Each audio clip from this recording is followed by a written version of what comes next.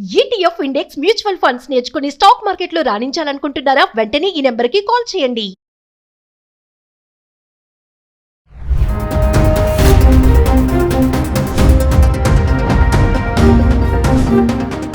నమస్తే, welcome back to Suman TV. Present మనతో పాటు ఉన్నారు IAS retired Telangana vice chancellor triple Basara, commissioner education Adilabad collector doctor A Ashok గారు.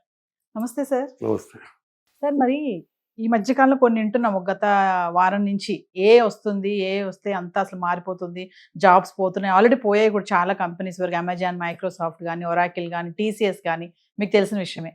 కానీ ఇప్పుడు వచ్చే వార్త ఏంటంటే ఏఐ వల్ల ఏం ఉపయోగం లేదు, దానివల్ల చాలా ప్రాజెక్ట్స్ కూడా ఆగిపోతున్నాయి, 95% ప్రాజెక్ట్స్ ఆగిపోయాయి, పెద్ద పెద్ద కంపెనీస్ తీసుకున్నవి అని చెప్పి ఒక టాక్ అయితే వస్తుంది. మరి అది నిజమే అంటారా? ఏఐ వల్ల ఎటువంటి ఉపయోగం లేదని అంటారా? మరి ఒక పక్కన చూస్తే ఏఐ వల్ల అప్డేట్ అవ్వండి బాగా అని చెప్పేసి కొంతమంది అంటున్నారు, ఏఐ అసలు ఏమీ లేదు తుస్సు అని చెప్పేసి కొంతమంది అంటున్నారు.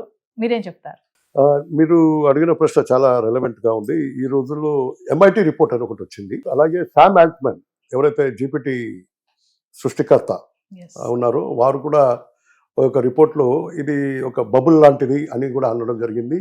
తర్వాత MIT రిపోర్ట్లో ఏమన్నారంటే 5% మాత్రమే ఇన్వెస్ట్మెంట్స్ రిటర్న్ ఆఫ్ ఇన్వెస్ట్మెంట్ వచ్చింది, వాళ్ళు బాగా చేస్తున్నారు. మిగతా 95% మాత్రం ఇబ్బందులు ఎదుర్కొంటున్నారు. They are not able to attract investments and also make money, revenue అని చెప్పారు. సో మీరు అడిగిన ప్రశ్న కరెక్ట్, అది అలాంటి రిపోర్టు ఉంది. అలా ఇదొక గాలిబుడుగన, ఇస్ ఇట్ అ బబుల్ అని అన్నారు. ఇప్పుడు 2000లో చూసుకుంటే కనుక ఇంటర్నెట్ రాకముందు కూడా ఇలాంటి bubble.com అని ఉండేది, .bubble.com. అయితే అలాగే అని ఇప్పుడు కూడా దానితో పోలుస్తున్నారు. అయితే దానికి దీనికి తేడా ఏంటంటే ఇక్కడ టెక్నాలజీ ప్రూవెన్ అయిపోయింది, ఏఐ ఆల్రెడీ రంగంలో వచ్చింది, అప్పుడు రాలేదు ఇంకా అప్పటికి. అయితే దీంట్లో ఏమవుతుందంటే technology is good, but investment కొంచెం ఓవర్ వాల్యూ చేస్తున్నారు. ఇంకోటి, ఎక్కడైతే ఇప్పుడు ఎవరైతే టెక్నాలజీ మార్చుకొని అడాప్ట్ అయిన వాళ్ళు ఉన్నారో, వారితో ప్రయాణం చేశారో వాళ్ళు గ్రో అయ్యారు. ఉదాహరణకి ఇప్పుడు జాయింట్స్ ఎవరు? మైక్రోసాఫ్ట్, గూగుల్, అమెజాన్, అజూర్, తర్వాత ఎన్విడియా అంటారు. ఇవన్నీ కూడా ఈ రోజుల్లో ఒక్కొక్కరి జాయింట్స్గా ఎదిగాయి. ఎందుకంటే వారు మారుతున్న టెక్నాలజీకి అనుగుణంగా వారిని మార్చుకున్నారు, వారి దాంట్లో ఇంటిగ్రేట్ చేసుకున్నారు అండ్ ఆల్సో అడాప్ట్ చేసుకున్నారు. అండ్ దేర్ ఫోర్ ఇంకోటి ఏంటంటే ఈ ఓవర్ వాల్యుయేషన్ అనేది ఒక మార్కెటింగ్ స్ట్రాటజీ, అది business strategy. Marketing strategy, technology రెండు వేరు విషయాలు. ఏఐ ప్రూవెన్ టెక్నాలజీ, ఏఐలో మోసం లేదు, AI will deliver the goods. దాన్ని కొన్నిసార్లు మార్కెట్లో దానికి ఓవర్ వాల్యుయేషన్ చేయడము, ఓవర్ ఎస్టిమేట్ చేయడం, కొంచెం హైప్ ఎక్కువ బిల్డప్ చేయడం జరిగి ఉండవచ్చు. కానీ ప్రూవెన్ టెక్నాలజీ కాబట్టి over a period of time దీన్ని మనం తప్పకుండా నమ్మవచ్చు ఏఐని. ఎందుకంటే ఏ ఆల్రెడీ డెలివర్ చేస్తుంది, ఏ ఏజెంట్స్ వచ్చాయి, ఇప్పుడు మనుషులు చేసే పనులు అవన్నీ కూడా అన్ని చురుకుగా చేయగలుగుతున్నాయి. ఇప్పుడు మనం ఏఐఐ స్టేజ్లో ఉన్నాము, త్వరలో AGI స్టేజ్, అంటే మనిషి చేయగలిగిన ప్రతి కార్యక్రమం చేయగలుగుతుంది. ఉదాహరణకి ఇప్పుడు ఓన్లీ కార్ నడపమంటే నడుపుతుంది, చెస్ ఆడమంటే ఓడించేస్తుంది వరల్డ్ చెస్ ఛాంపియన్ని. ఒక్క యాక్టివిటీలో ఒక ఎక్స్పర్ట్గా బిహేవ్ చేస్తుంది. కొన్ని రోజుల్లో AGI అనేది రాబోతుంది, 2025 నుంచి 30 వరకు ఏదో టైంలో వచ్చేస్తుందని అనుకుంటున్నారు. ఇంకా త్వరగా కూడా రావచ్చని అనుకుంటున్నారు, అంటే 26, 27 అని. దాన్ని అటువంటిప్పుడు AI will think like human beings. So ఆ విధంగా already it has displaced jobs. అంటే ఇది ప్రూఫ్ ఉంది, టెక్నాలజీ ప్రూవ్డ్, అన్ని రంగాల్లోనూ ఉంటుంది. అన్ని రంగాల్లోనూ ఆ productivity, efficiency, efficacy and also the time saving, లో కాస్ట్ అండ్ హై రిటర్న్స్ అవేవి అన్ని టెక్నాలజీ ప్రూవ్ చేయండి. కొన్ని స్టార్టప్స్ వల్ల, తర్వాత ఇనీషియల్ ఇన్వెస్ట్మెంట్స్, R&Dలో పెట్టిన ఇన్వెస్ట్మెంట్స్ కొంచెం ఎక్కువగా వాళ్ళు ఎస్టిమేట్ చేయడం వల్ల అవి కొన్ని అనుకున్న ఫలితాలు అందించలేకపోయాయి. అంతేగాని అది it doesn't reflect on the technology, it reflects on the marketing strategy. So కాబట్టి AI proven technology, AI is doing.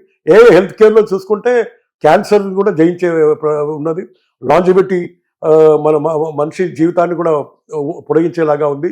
ఎన్నో మనిషికి ఇబ్బందికరమైన వ్యాధులన్నింటినీ కూడా కంట్రోల్ చేయగలుగుతుంది. తర్వాత అర్లీ డయాగ్నోసిస్ చేసి ముందే పసిగట్టి మంచి ట్రీట్మెంట్ ఇవ్వగలుగుతుంది. సో ఇలాంటి మనిషి కూడా సక్సీడ్ కాని చోట, డాక్టర్స్ కూడా చేయని చోట రోబోటిక్ సర్జరీ వచ్చింది.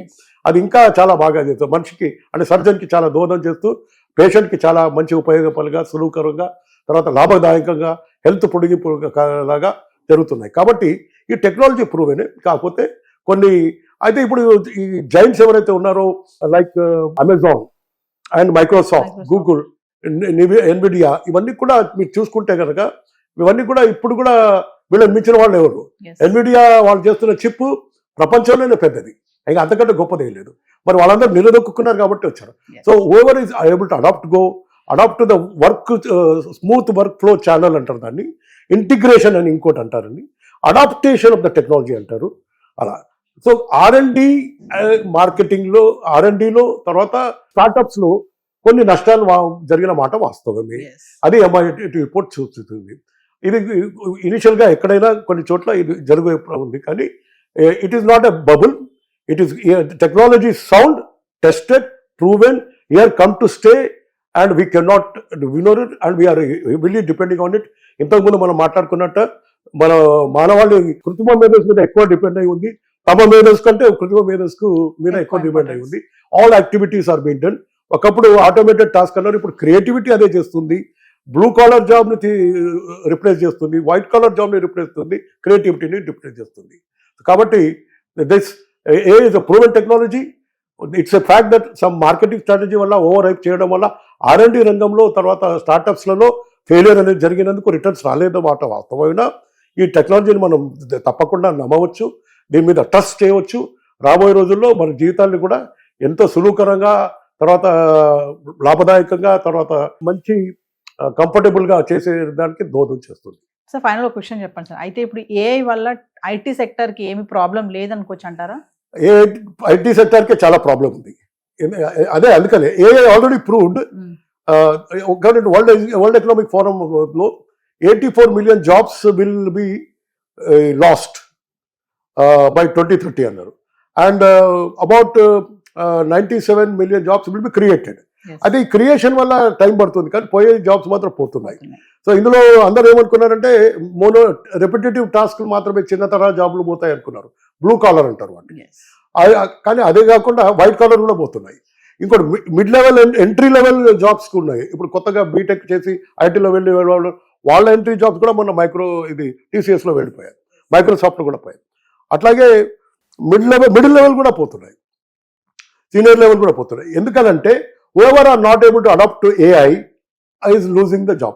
AI will not replace those who know AI. AI will replace those who do not know AI.